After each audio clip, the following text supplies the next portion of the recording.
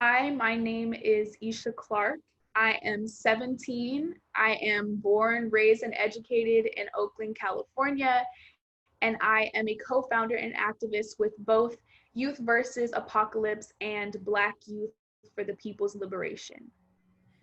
I think that my spiritual philosophy and the way that I experience and practice spirituality is, well, I think that my spiritual understanding of the world is that every living being on this planet is connected and is equal and is of value. And I think that that idea very much informs my work, which is about changing the narrative that people are disposable. Well, I think that at the root of everything that we're experiencing in our society, all of the crises right now, whether it be COVID and all of the racial disparities that have come with that, or the economic crisis that we're facing right now, or climate change, that at the root of all of these things, the root cause is that our society views people as disposable, usually Black and brown folks, indigenous folks, and working class folks. And so my work, my climate justice work, is to reverse that narrative that people are disposable, and trying to dismantle the systems that enforce that narrative and that idea. Through my years of experience with climate work, I've began to understand that at the root of this country, the foundation, the pillars that hold up the United States and the entire world are white supremacy, colonialism, and capitalism.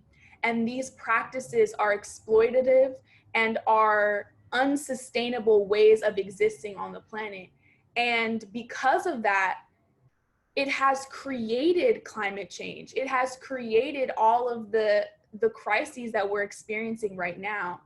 Um, and so specifically with my climate justice work, I acknowledge that my work is to dismantle these larger systems of oppression that have really created the climate crisis in every way that they exist. And that means that I have to understand the intersections between climate justice and racial justice and migrant justice and workers' rights and fights for all people's liberation. Climate justice is about collective liberation. And for me, it's a little bit hard to outline concrete actions um, that everyone can and should take to achieving what we need to achieve in order for everyone to be able to live on this planet. Because um, for one, everyone is in a different position of power and needs to use the power and the resources that they have, and the perspective and experience that they have in a different way. But also because what we are, to go back to what I was saying earlier, our work is challenging this notion that people are disposable. And so I think the steps that we can each take in our own lives are to really challenge that narrative in every way that we see it play out, and to really do the work to educate ourselves about what intersectionality really is. Because I think that's become a word that is very tokenized now.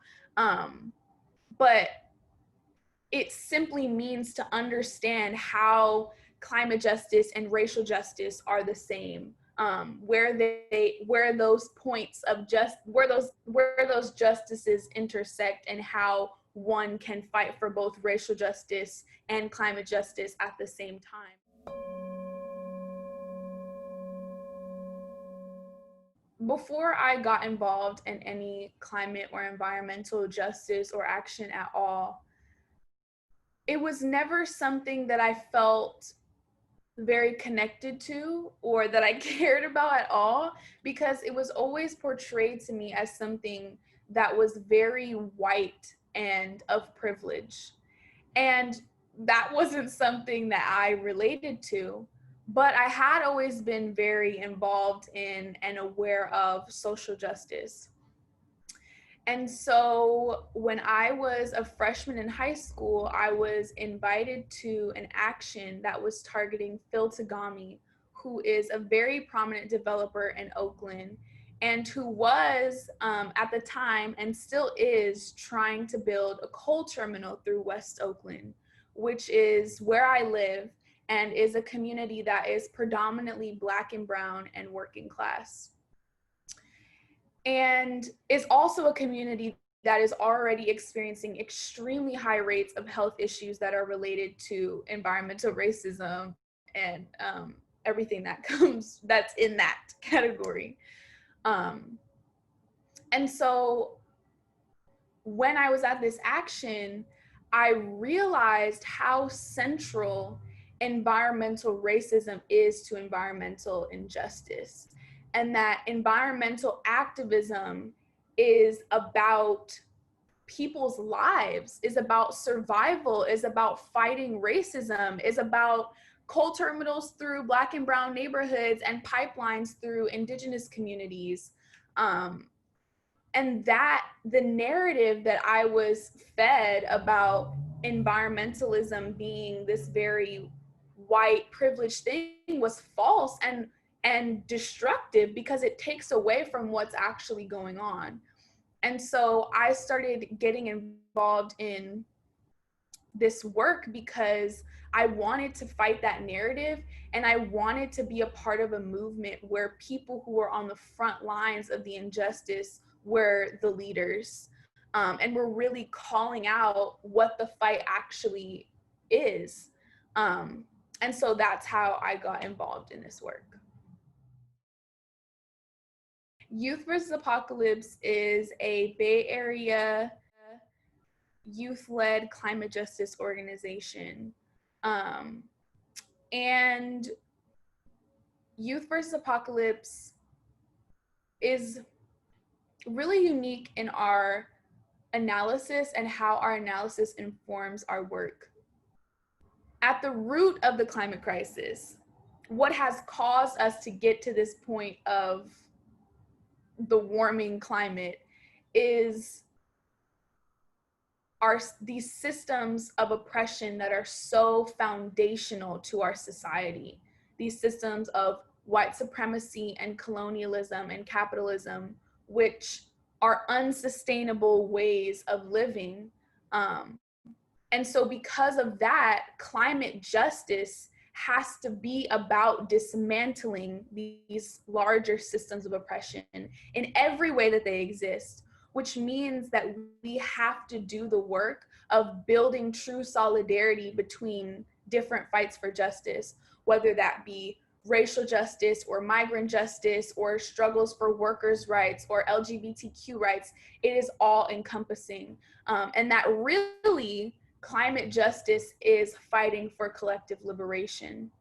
And that because these larger systems of oppression are what are responsible for creating climate change, in order to pioneer and create solutions that will really stop the climate crisis that will really stop the climate crisis and allow us to build a new world that doesn't perpetuate the same systems, we have to have people who are experiencing the injustice of these systems of oppression on a daily basis.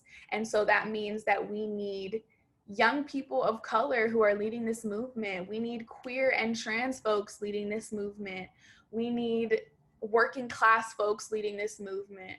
And that's the work of YVA, to really uplift that message and to do climate justice work in a way that is truly intersectional and truly respects the need for frontline leadership and solidarity.